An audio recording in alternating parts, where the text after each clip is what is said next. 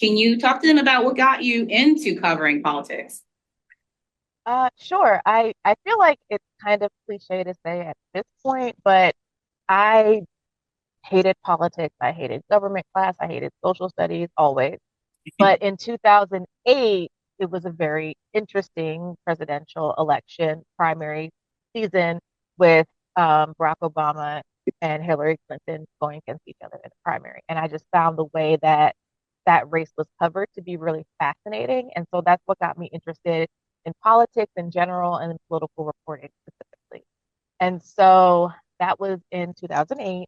And so at that point, I'd been working for a little while, but I said, you know what, I want to end up covering politics. So I started like making the moves that I needed to make to get to the point where I was covering at least state politics. Sometimes I say I want to cover federal politics like regularly versus just like an election season.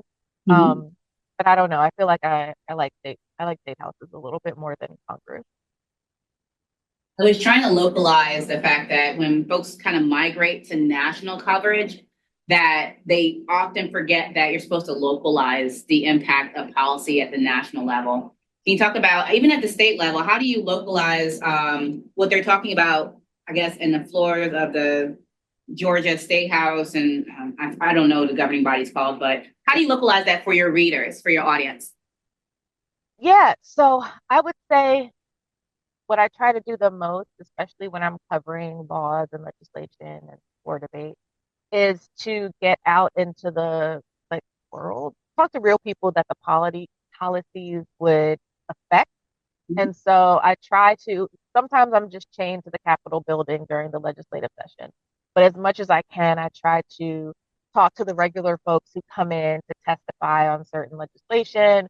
Because, you know, there are a ton of lobbyists who are paid to be there, but like people who choose to come there voluntarily just because they're passionate about whatever topic, you know, those are the folks who I want to spend the most time talking to try and drive home how these policies can affect